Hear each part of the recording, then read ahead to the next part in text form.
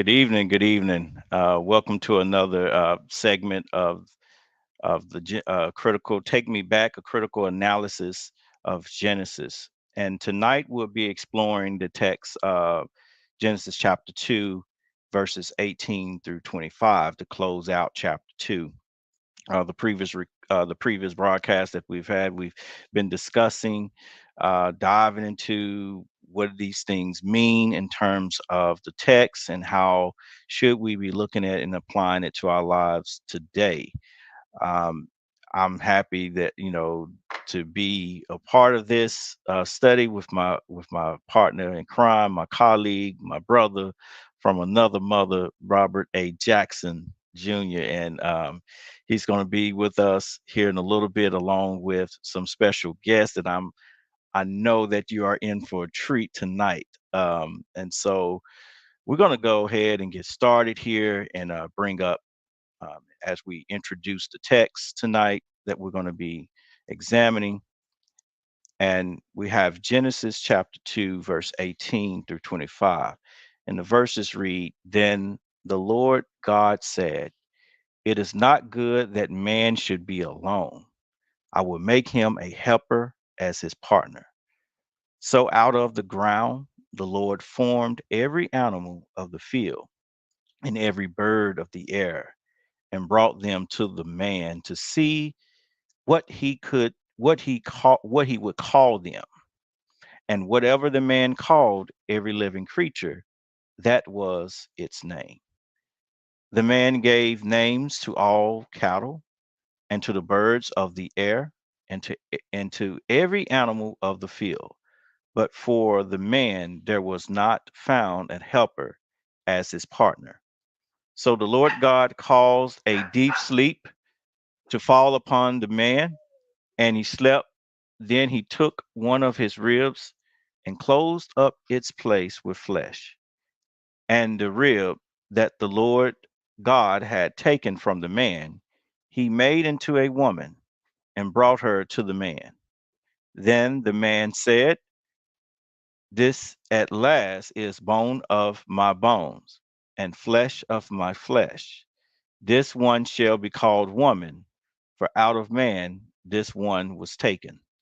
Therefore, a man leaves his father and his mother and clings to his wife, and they become one flesh. And the man and his wife were both naked and were not ashamed. So we have there Genesis chapter 2, verses 18 through 25, and that was read from the NRSV. And that's what we're going to be talking about. We're going to be diving into this, giving a critical eye of looking at this away, and hopefully that you will come, those who will be watching, those who are watching this, will come away with a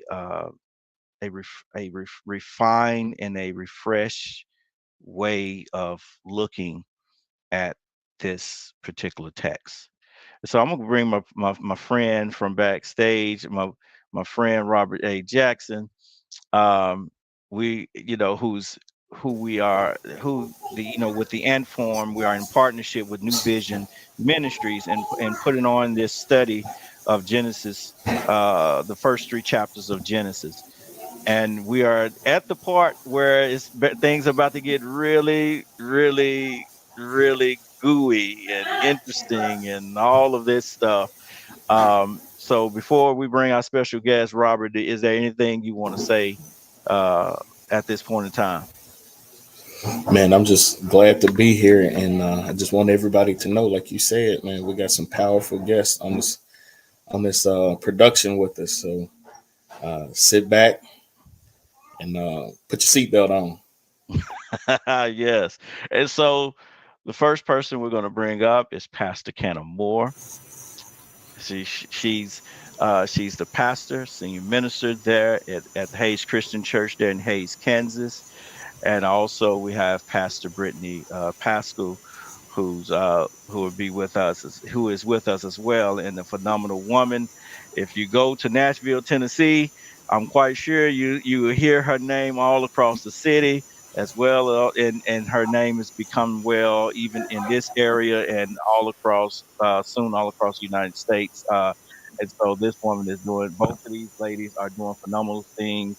These are two women that that when it comes to like diving into the text and being able to relate God's word, these are two women that I listen to, and that I approach with all humility, and they are just phenomenal women. So, Cana or Brittany, do y'all want to say, is there anything you want to say? Give a little bit about yourself before we get started here. Yeah, good evening, y'all.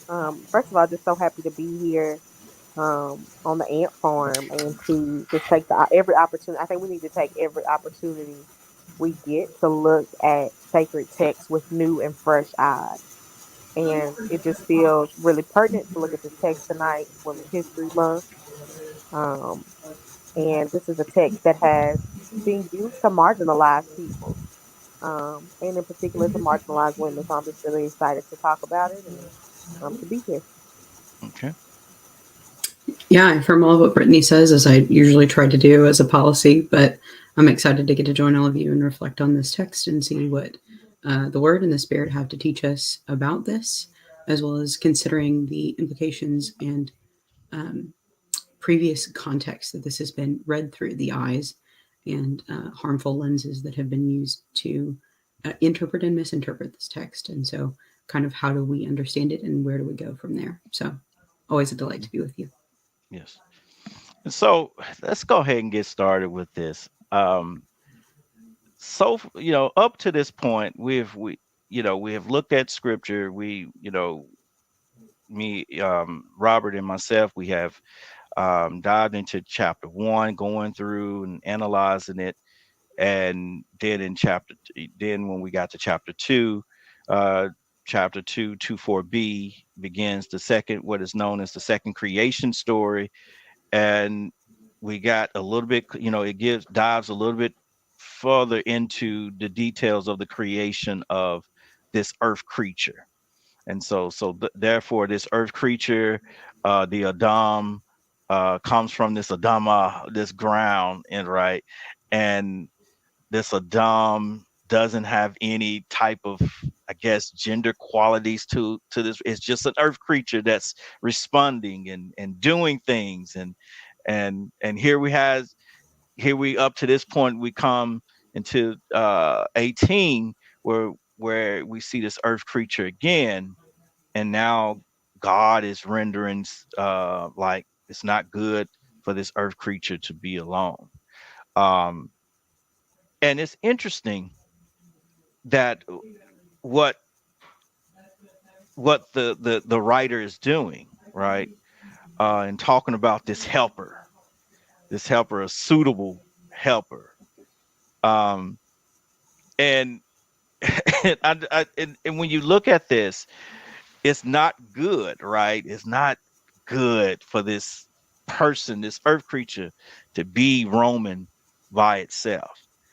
Um, this good is not talking about a good in appearance. I don't think so, or is not talking about a good in, let's say, in ethics, or a good in values.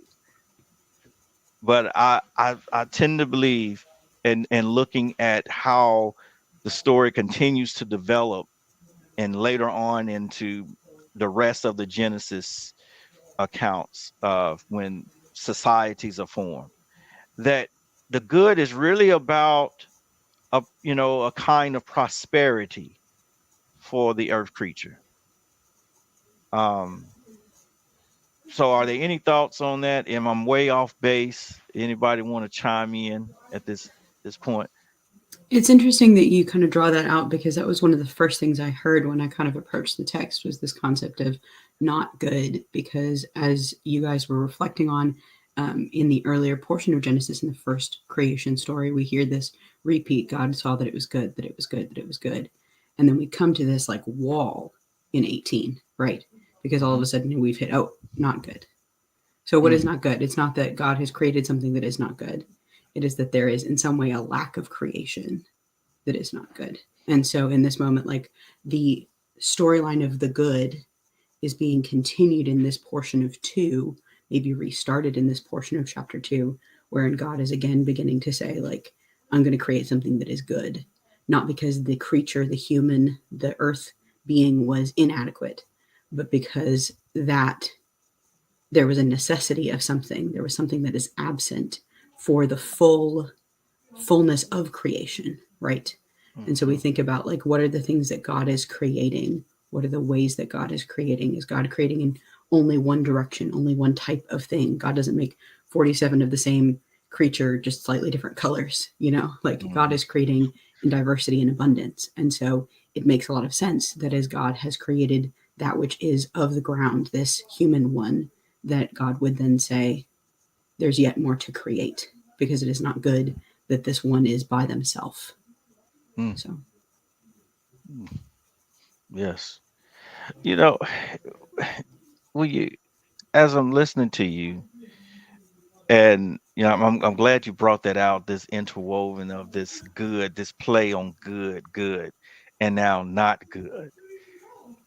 It makes you, for those who are closely reading the text, it should make you stop, right? It should, that natural instinct of, okay, so what is God getting at here? What is this not good? And like you hit on it, is that it's the absence of life, or the absence of being. That's especially when you compare it to the following verses, that when this earth creature is naming these creatures. But you would seem to think that, when God said, I'm going to make you a helper, that God makes the helper right then and there, and then they go along and form. It's just like, when you read it, like, okay, when is this other person, or when is this other suitable partner or suitable being is going to be formed? Why go through and form all these other creatures, and take Adam, or take the earth creature through all of this before creating, the suitable helper?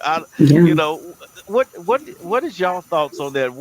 That why God doesn't immediately put the earth creature to sleep? Why does it take, you know, the formation or of these other beings before God creates the or what is called the Isha out of the Ish? So, Yeah. I mean, as you were speaking, well, first let me say this. I think that what we've gotten at so far in the conversation is really the poetic nature mhm, of this text. And so often when we read sacred texts, in particular when we read the Bible, in particular when we read the Old Testament, we decide, especially in the breed of people, the tribe I come from religiously, we often decide to be very literal. We often decide to read the Bible and not consider it to be a book, and not to throw out things that we're able to do in with other books and say this is the genre, this is the time and place and context in which this piece of literature was, how it was relevant, how people were making meaning with it. And we get on in sacred text and we read everything. We're reading poems like they're narratives. Yeah. mm, So I think that is what you're naming in this rhyme of good and not good. It makes Yeah. sense in the poem of creation, right? mhm, Um, but to get to your question as to kind of this, when does this helper get on the scene, and why is that important? What does that mean? And where my mind goes is that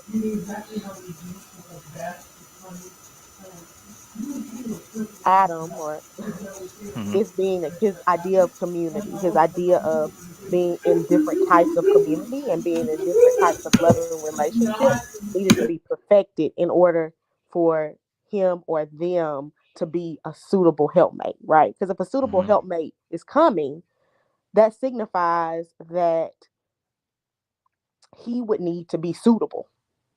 mm, mhm, And so I'm often we gonna. have such a Sorry, Brett. binary view of community, a binary view of this one, these, even, how we glorify marriage.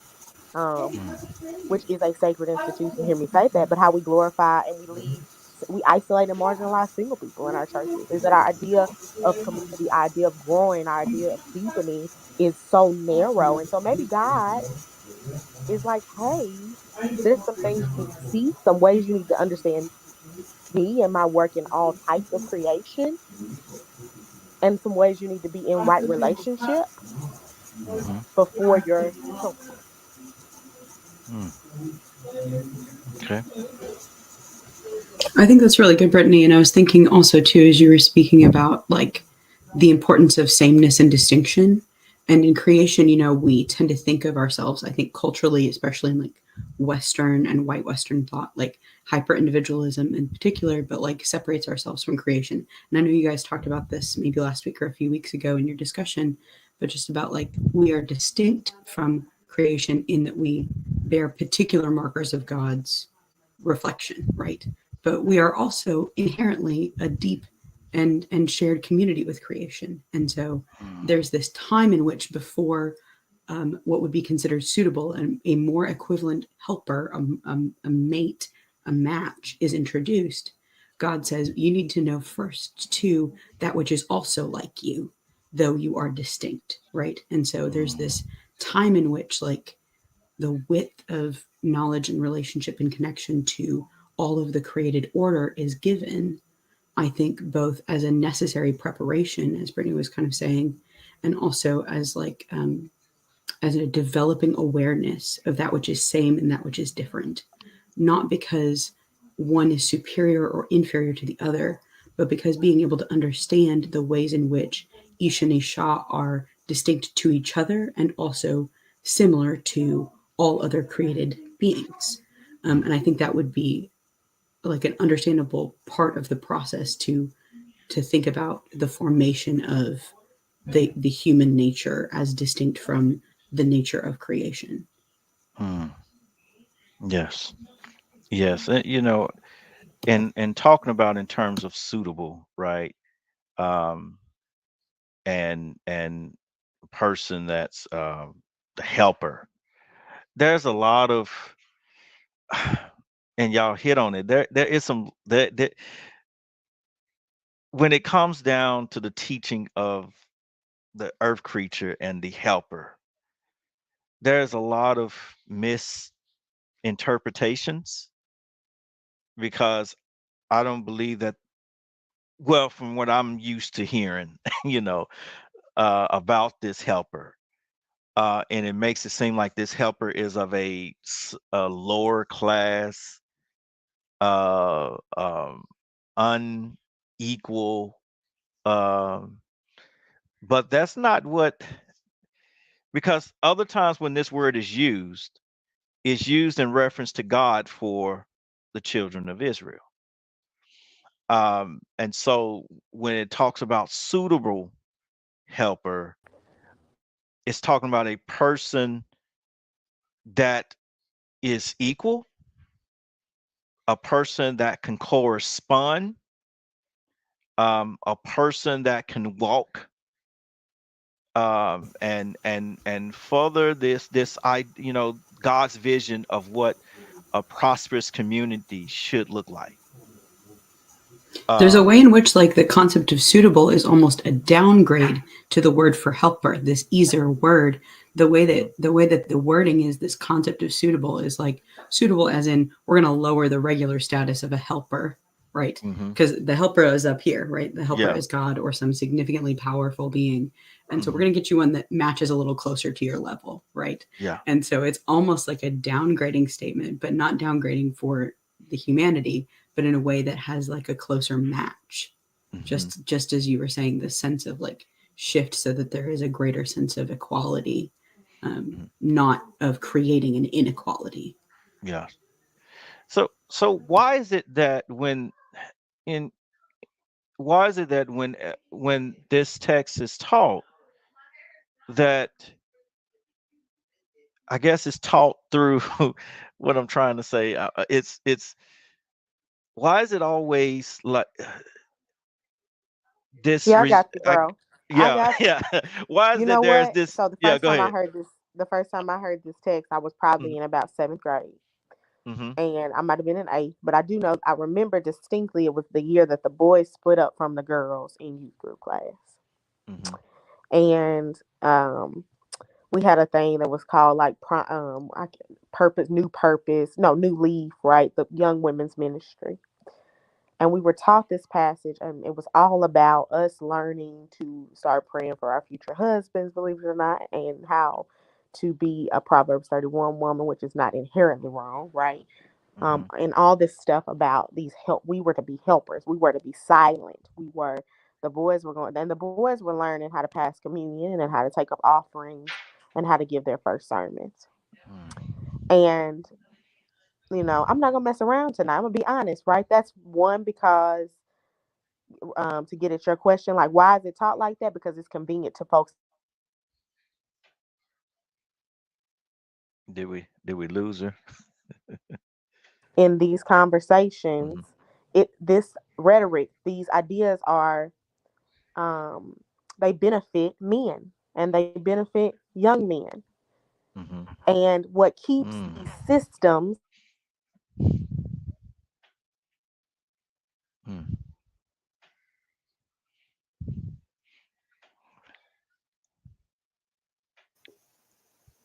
We Hey, lost you, Brittany. yeah, we lost you, Brittany. There.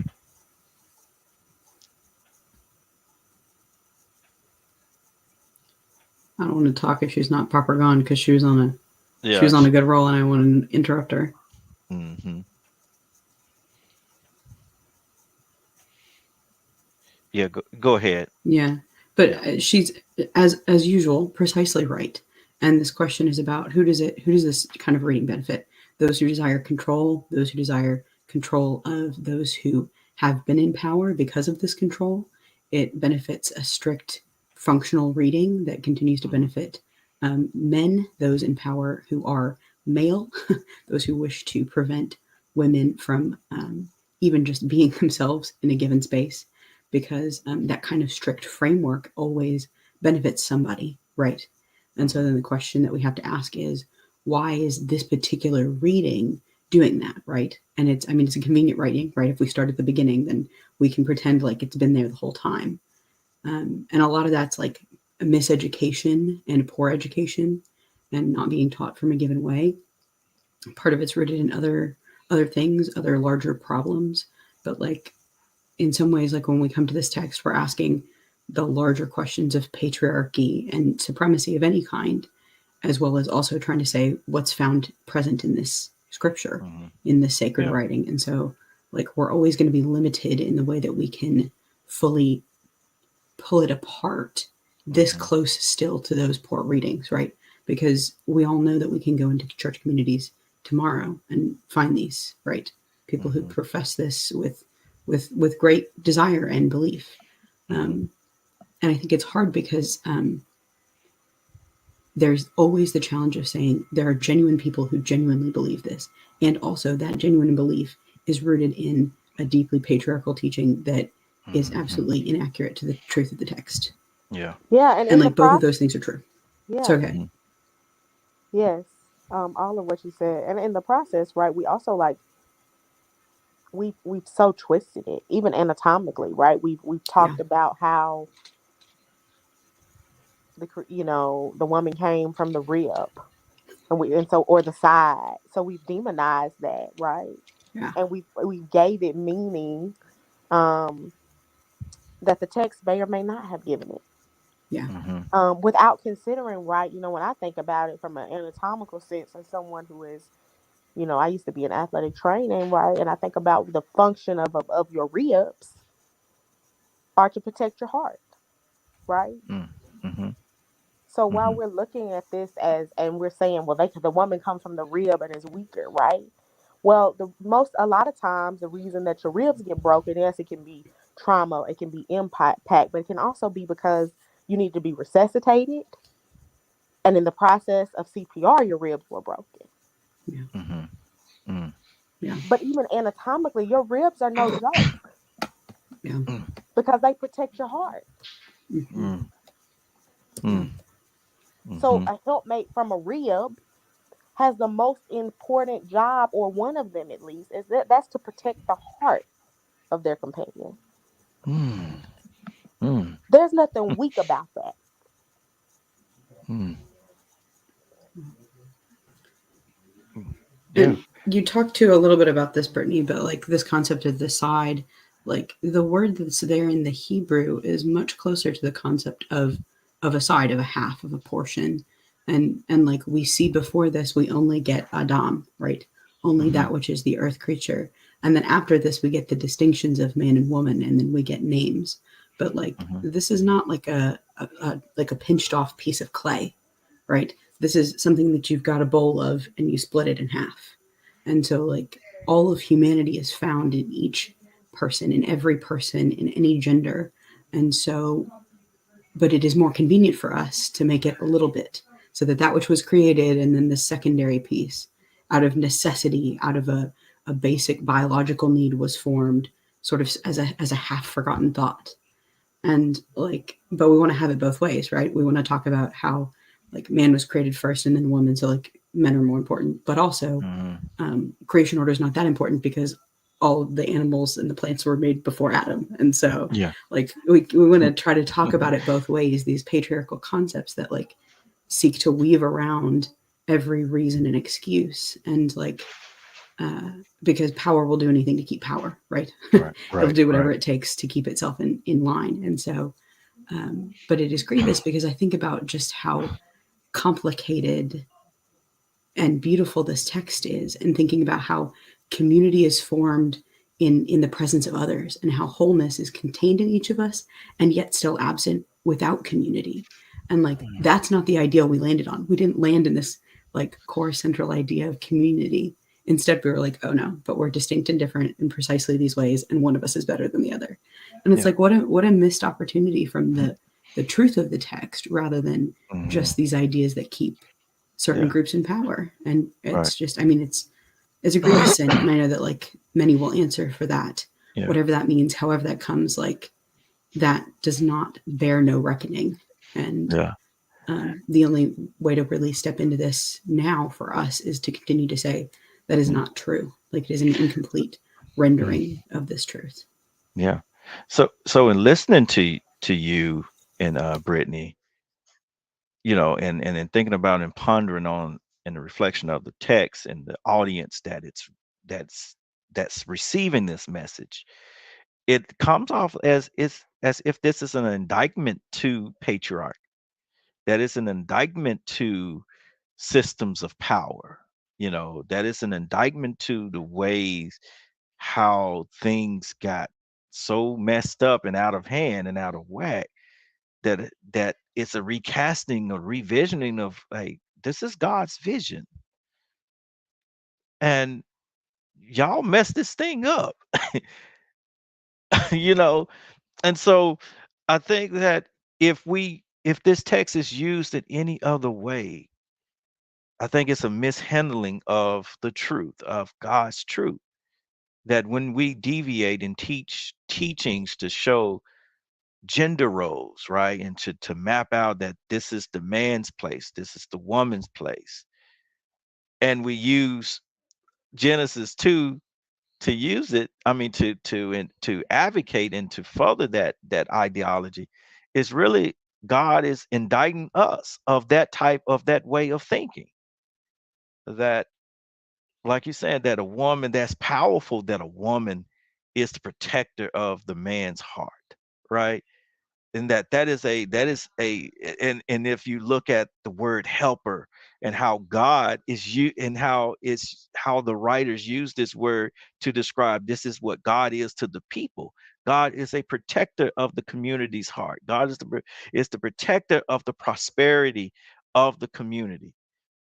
And so it just adds more meaning and significance that in listening to y'all um hash this out, that we have to pause and really think of how we treat this text in terms of in terms of how we use it to describe a male and a female. um any thoughts, Rob? Any? Any thoughts on that? Yeah, I was listening to y'all. Makes me think about the other conversations that we've had about Genesis, and everything that we've dealt with as far as a communal aspect and everything. And then we get to this. Of course, that dog will get started now. But we get to this portion of text and everything, and now, the way we've been taught, we want to separate, um, and try to make that, as Cana and Brittany were saying, make that hierarchy of one being over the other. To me, it makes me think about how, what Reverend Dr. Jeremiah Wright said in one of the videos that I listened to of him, where he was talking about, we have to remember that when we approach the Bible, for instance, we have to remember that it was written by oppressed people.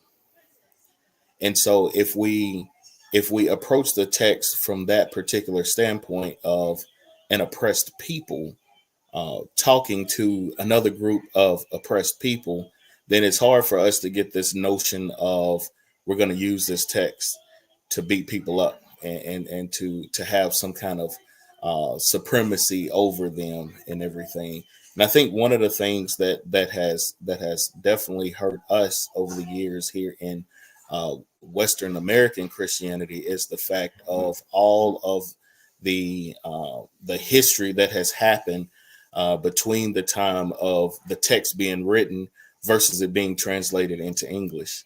Most of what we have written in English, whether it be text, whether it be laws or whatever, it has a dominant type of tone to it.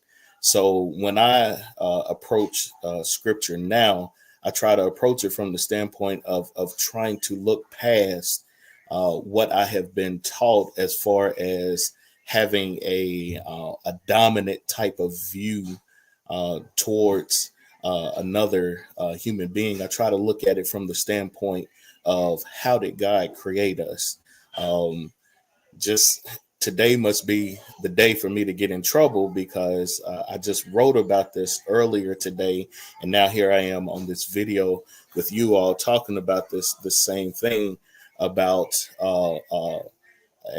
this notion of one group being supreme over another group. But I have a question for our sisters here. We have taken this text over the years here in Western Christianity, especially in the group of people, the domination that we grew up in and everything. We have heard this text taught from the standpoint of man is over woman, and we've heard it from the standpoint of looking at marriage.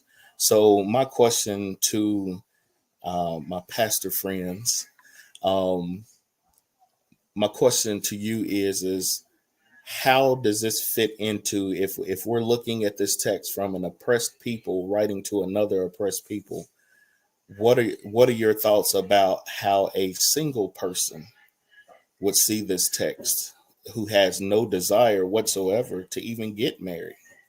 Are they less than because they don't even want to be married? How does this text speak to them? What are your thoughts on that? Ooh, bro, you just woof. Um, First of all, I want to say something just to follow up to what you said, that I feel like this is definitely not only an indictment, as Anthony said, but it feels a lot like the original idea of beloved community, right? It that's as I was listening, that's really what came up. I was like, this was beloved community 1.0, that all created beings were one, created by God, right? In the image of God, in the image of Creator, but not just created to exist and flourish together in right relationship. Um, a single person's interpretation of this text. I mean, I think it's going to be so relative to where that person is in their journey and to where they come into and the different interactions with the text and the settings of that. Um, because I've heard this text be preached in ways that would make me as a single person want to run out of the church. But I've also heard it in life affirming ways from some womanist preachers. Um, and I've also done a significant amount of my own work to deconstruct the idea of romantic relationships as the only central, helpful, or necessary relationships to partner with Creator in particular for good work, to learn to be in deep relationship. But that's not the case for so many people who are hearing this text interpreted in a very marginalizing way.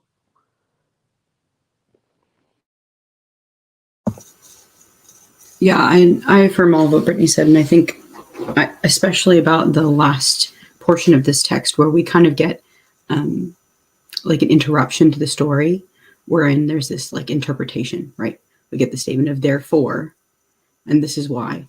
And I think we have to think also about the question of ensuring that we support those who are reading this text, those who are learning from this text, in their own interpretive process, and saying, when you see statements like this, when you hear this and you think this doesn't fit directly with this narrative storyline, as Britt was talking about earlier in terms of like genres and things, we can stop and say, okay, as all texts are created, so also this has editors, and they're adding things, they're subtracting things, they're clarifying. And for a community that spent a lot of time in various and sundry places, their interpretation of this written down poem, this poetic interpretation of the text, was relating specifically to marriage. But it was about more than just that, because this is about expansion of what would be considered like a familial circle, right? And so when I think about like in some ways an overused term, this concept of your found family, right? And I think about who are your people that you call on. And I, for the most part, live by myself in a very big old rattly house. It makes a lot of noise at night sometimes, the wind whistling through. Um, and I don't have, my family doesn't live close by to where I live. And so there are a lot of good things about that for me, because as Brittany was talking about earlier, this deconstruction of the concept of like a romantic relationship as this central figure of relationships, like we tend to really downplay the necessity of platonic closeness and other kinds of relationship functions, some of which are familial that go past a classic platonic relationship, right? And so like the way that we build our communities is so crucial to our understanding of the creation narrative, because even God does not exist without community, right? God, who is both one and three. And so, like, regardless of sort of how tightly or in what way you hold that concept, like, God does not exist by God's self. And so, like, there is no expectation for humanity to do the same. And so when we get this first portion of the story, we don't even know if these guys like each other, right? We only know that they are created as those who are equal partners. And then later we talk about like the question of children, and then they kill each other and it's all a disaster. Sorry, spoiler alert. But like we don't get there yet, right? This part of the text just tells us that they are created for one another, to not be alone, right? To not be alone. And so I think the center point for me of this is, how do we as communities of faith, as people who practice what we want to learn from this text, like how do we decrease the loneliness in our own life and decrease loneliness in the lives of others? How do we reach out, and how do we say, like, we are not created to be by ourselves? And this kind of ties into this question of beloved community that Brittany was talking about earlier, and kind of centers back in a lot of the other discussions we're having. But just as like creation is not itself alone, so also like humanity, that which is mankind, the people of the earth, are not created to be by themselves. So Mm. Ooh wee. You know what? I I feel out of place. I need to just keep my mouth shut.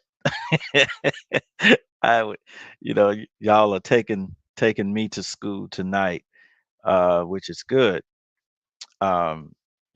We get, you know, you talk about this beloved community, um, and ways of closeness and this connectiveness.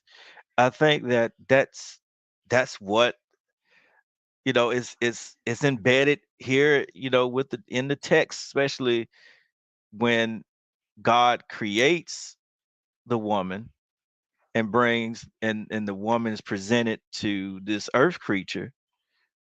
And listen what the earth creature says. This at last is bone of my bones and flesh of my flesh. This one shall be called woman, for out of man this one was taken. And it's to show and present this deep connection that these two beings are going to share. And you're right. We don't know if they got along or if they hated each other. We don't know. There's so much that we have to imagine what's going on, because we automatically take it as if they come together and we don't, and everything is just all in happy land. But we don't. But these are two beings that's just like seeing each other and trying to figure this stuff out, Yeah. versus yeah, right, versus how we are, right? We get a chance to, like, what they call date or court, or as older people say, go study.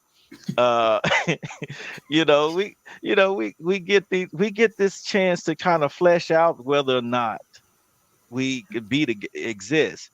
But they are just thrown in there like, hey, this is this is how it's going to be.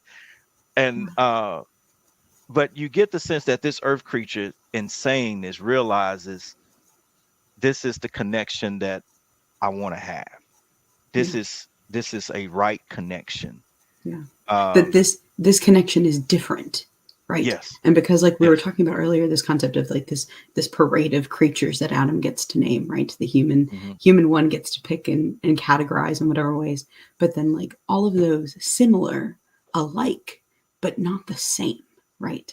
And so Mm-hmm. we get to this juncture and there's this like overwhelming joy, like finally at last something, someone, some other who is the same, who gets me, right? Mm-hmm. Who could understand what it's like. And so I think about like the diversity of creatures and about how much like people's pets mean to them. And I think about how Mm-hmm. cool it is when you meet a bird that talks for the first time, and Yeah. like the brilliance of an octopus. Like those things are genius, you know?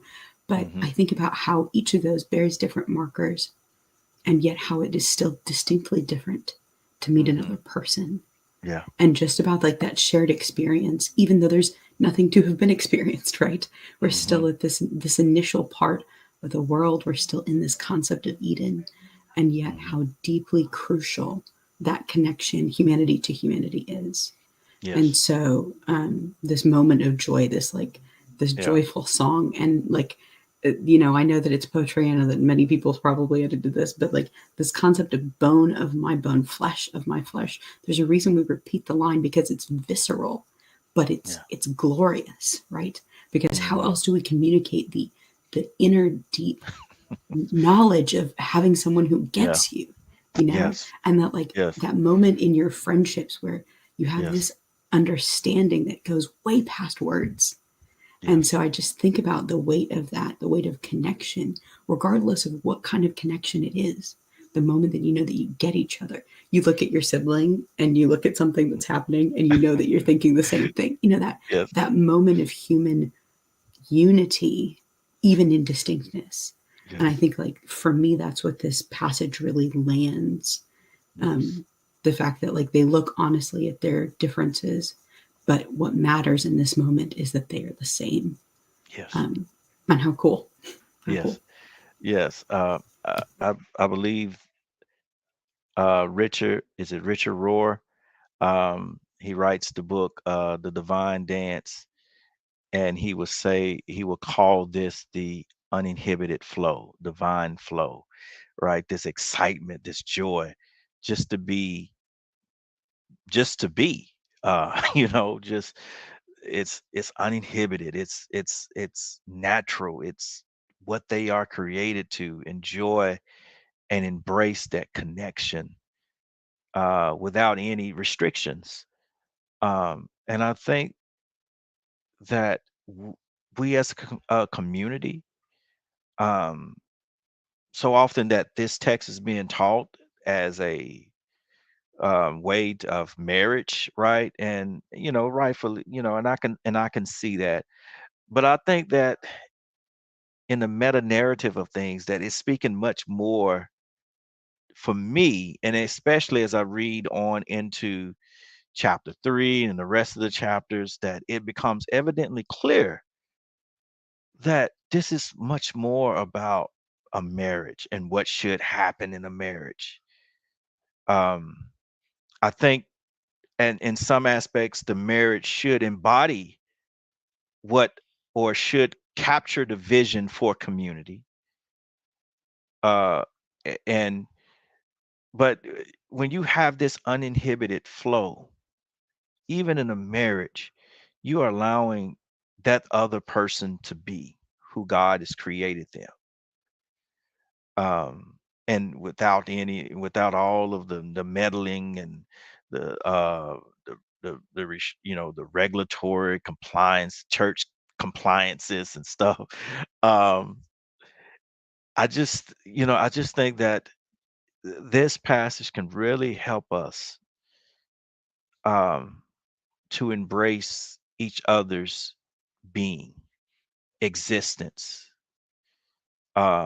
that we're all bone of our, each other bones, and flesh of each other flesh. And that should speak volumes um, when we interact with each other. And also know that if we have that in our minds as we're interacting, you know, across ethnicity and across nationalities and stuff, I think that with this passage help us to really hone in to see the different flavors that God has developed, the bone of my bone and the flesh of my flesh. Yeah. Mm. Yeah. I think too, I often think about this concept when I think about what happens in the later chapters of Genesis, even just a few chapters on, right? And about how Hmm. quickly we allow that distinction to set us against each other as opposed to draw us closer. And so I think in this moment we rejoice with both of the earth creatures now with distinctiveness, Yeah. because we know that there is this purity in this moment of connection.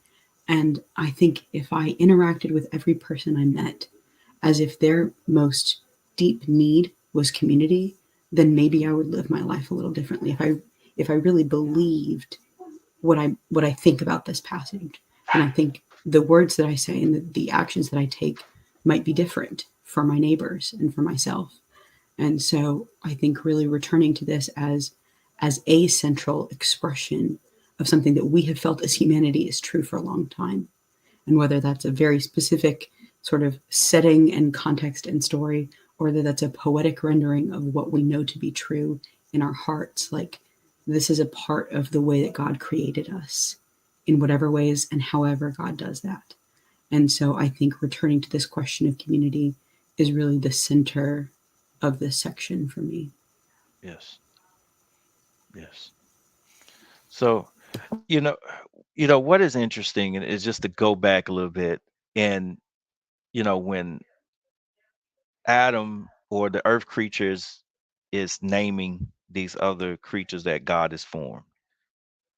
Um, the passage says that God sits back to see what this earth creature is going to do. Isn't that something? God doesn't instruct this earth creature to name. God sits back to see what the earth creature is going to do. And as I was looking at this and thinking about, you know, Genesis chapter 1, and just kind of going back over those passages, I think God wanted to see um, if man would respond like God would respond, right? Because God has placed this image in the earth creature, and in this earth creature naming, the earth creature is acting out of this image. is because God names, right? We learned in chapter 1, God names. And so now this earth creature is naming. And so it's interesting how the earth creature becomes this embodiment of God walking the earth. Or in other words, as our colleague Robert Jackson would say, the little C's, right? And the earth creature is responding like he is the little C. Any thoughts on that, Rob or Cana?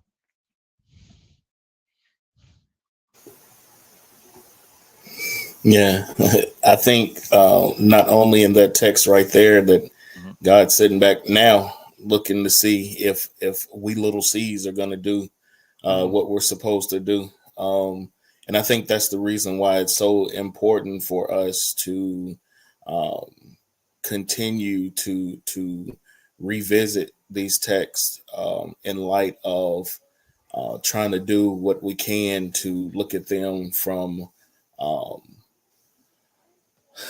them as close as we can to what was meant back in those ancient times, and trying to get away from the interpretation that has been given to us and everything. The that little C, man, that sits with me a lot because the creating. I know you and I talked about it once before.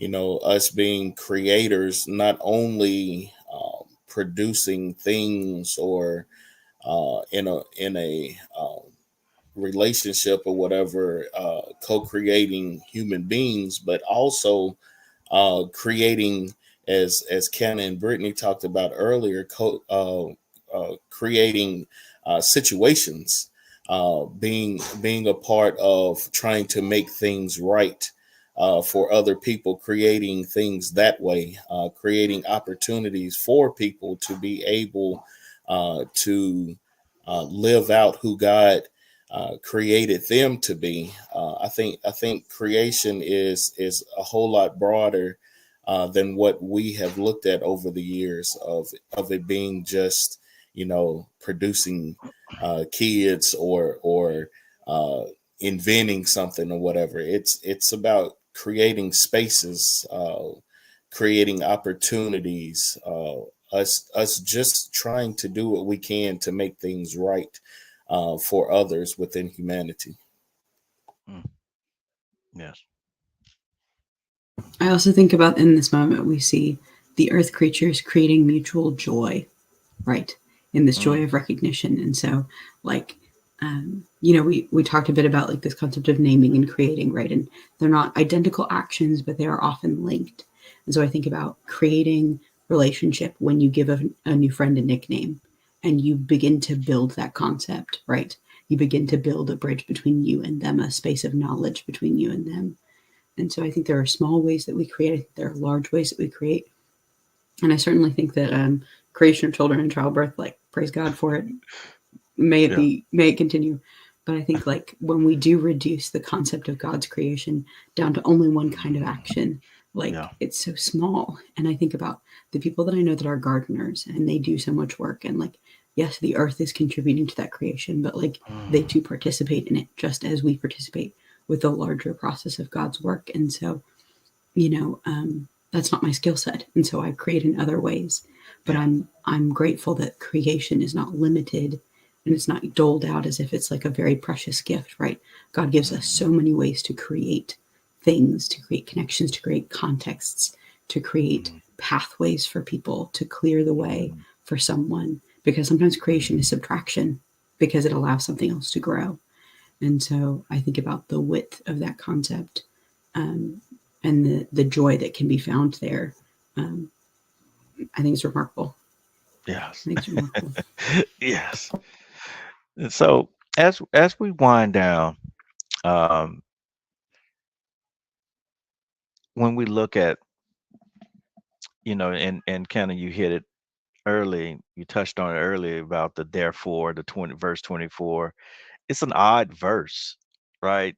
That it really doesn't go.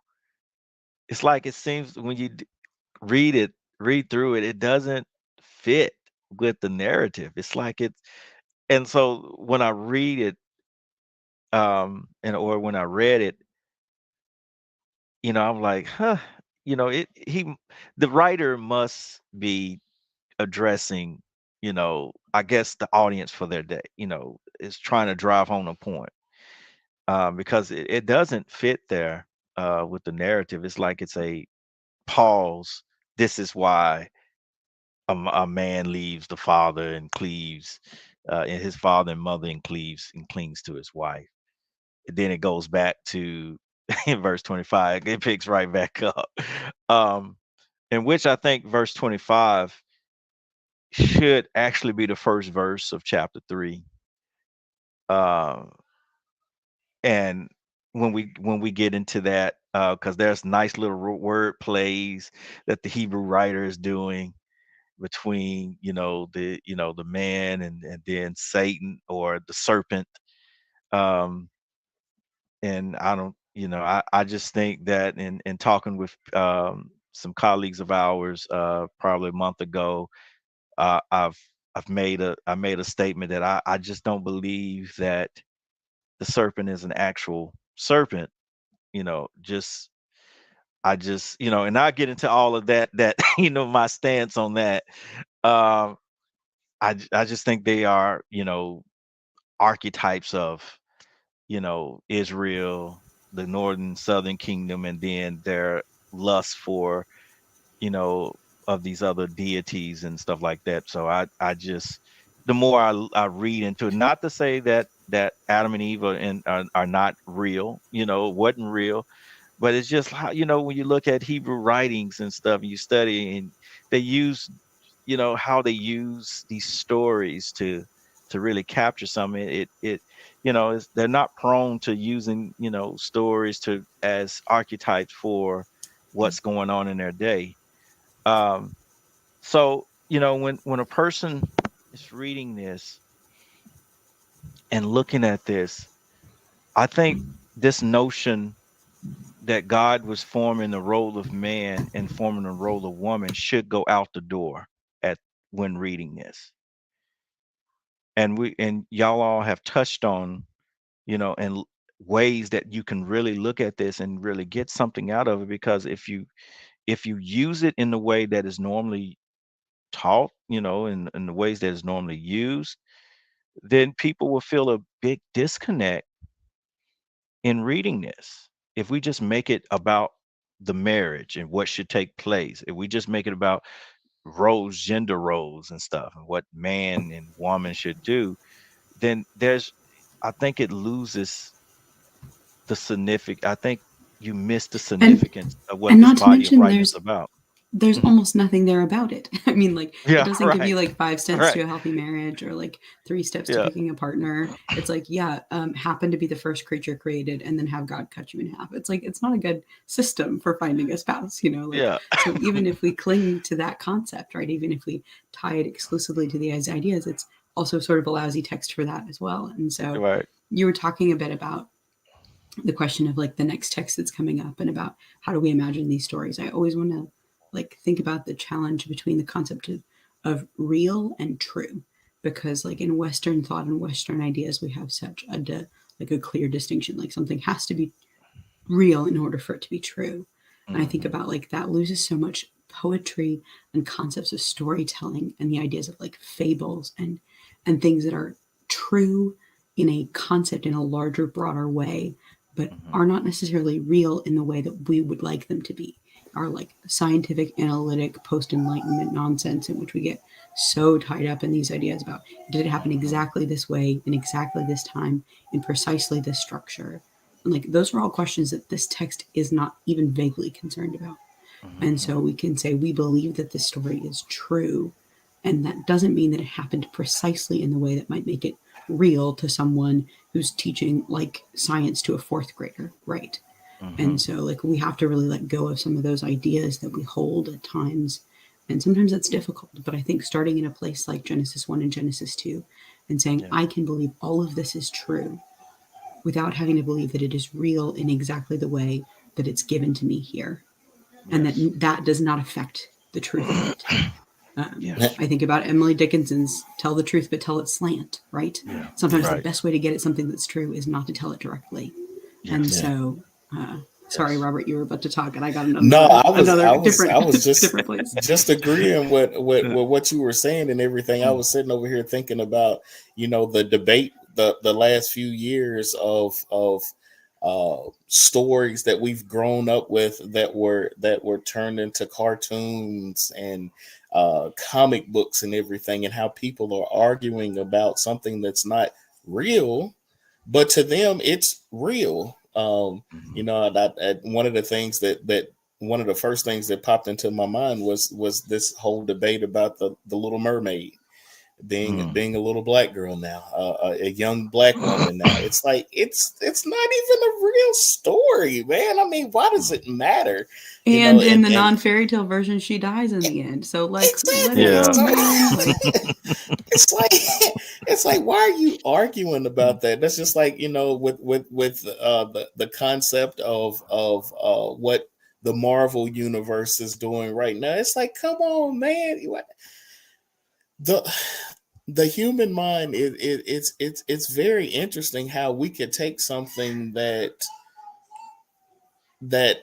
it's not real, but we can make it real for us, and it becomes something that we set in stone and think that everybody should believe it the way that we believe it and everything.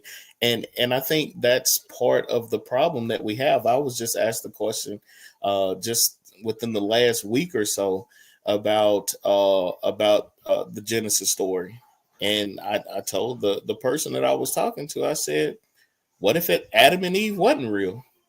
I said, Mhm, even if they wasn't real, I mean, I still believe that the story talks about how we are as humanity, how mhm, what we're supposed to be doing versus how we have reacted to each other over the years. So I mean, mhm, it's trying to get people to, like Cana talked about, seeing, and I think Brittany was the one that brought it up, trying to get people to see that this sacred text falls within a genre of Hebrew writing. mhm, So we have to try to figure out what genre did it fall into so that we could better understand what was being said to the people who were reading it, or mhm. at that time the people who were hearing the stories. Yeah. Yeah. Ooh wee. Lord have mercy. Um, I appreciate y'all for stopping through. I'm quite sure that y'all are not finished stopping through because we have chapter 3 to get through. And I would, I invite you, Kenna, and also Brittany to come back. Rob Alana has already jumped on board to come back to talk with us in those discussions. And so hopefully that, if your schedules permit, that y'all, you're more than welcome come back and let's, talk again. Because chapter 3, there's some things that that takes place. And but I think that it's, you know, that with a right way, or given some healthier ways of looking through the text would be, even in this story of what you see going on in chapter 3, that it's still, especially what God does at the conclusion of it all, that it's right, it's a powerful story that the writer is telling. That this, I think, to me, that it's just really, it really shows how deep God loves goes. Um, and that's, it's especially when you got some disobedient children in the mix, but God is, it's working. God's love is truly risky. Um, and it just shows the depthness. It gives us a glimpse of how deep it is. We'll never really truly know how deep God love goes. But I think that it's a message of hope when you read through it. And we've gotten off we've made some pretty ignorant arguments off of it through the years as well. Especially as we continue you talking about women roles and the roles of men and roles of women. Um, but I think that and we'll get to it. There's a particular text that we really need to pay attention to because I think we see it playing out even today. And so we'll get there. I don't want to play any spoiler alert, but we'll get there. And I'm quite sure that my friends, my colleagues here will help me flesh all that out in the coming months and weeks or whatever. But like I said, I appreciate y'all from coming through, helping me and helping me and Rob to have this discussion because I felt like that me and Rob wouldn't have been adequate enough. We could have right done it, but um, it's just that you need to hear. We don't do enough of hearing from women about this text and what you and Brittany did today, this evening with this. I mean, it was you helped even open my eyes to some things that I wasn't considering in reading this text. So I that's the reason why that you have to have this togetherness. Yeah. And I think what we did tonight, I think it was complementary to what the text is trying to get us to do. Is to Yeah. do this thing together, talk about this together, join in fellowship, and then and have a Mhm. beloved community, that will flourish and prosper. Yeah. And so Yeah. I think that our discussion embodied that message from the text. And so Amen. you're more than welcome, Pastor Cana. You're doing great things there in Hayes, Thank you, my brother. Kansas, and I will continue following you. Watch, and God, may God continue to bless you. Thank That's you. my prayer. Robert, you know how I feel about you. Um, I love you. You're my brother. And we're going to continue keeping this thing rolling. And so I greatly appreciate you, appreciate your time, and continue putting those blogs out, my brother, because you are blessing people. Um, and you bless me, and I keep reading your writings. And man, you need to get a book out. You need to get some books out one day. So hopefully, one day I'll grow up to be like you and Pastor Canna. So and so I'm working at it. But y'all are two people that I really love, and I just get excited every time I get a chance to be with you all. And so as y'all are my dirt brothers and sisters, and we can continue doing this thing together, for the cause of Jesus Christ. And Amen. so any final thoughts, before I conclude this thing, before we conclude tonight? Thanks for your work in Little C creating spaces like this for us in dialogues and for the leaning into the work of the Spirit, the gift that God has given you, the role that God has given you, not assigned, of course, by your gender, but by your willingness to serve in this way. I'm always grateful to get to join you in that, even in a small effort, small ways. So thank you. We- Thank you. Rob, any final thoughts from you, my brother? I just want to tell everybody, stay tuned. Stay Yes, tuned, man. yes. And so for those who will be watching this broadcast, good night to you all. May God continue to bless you, and may God continue to keep you. That's my prayer. Thank you.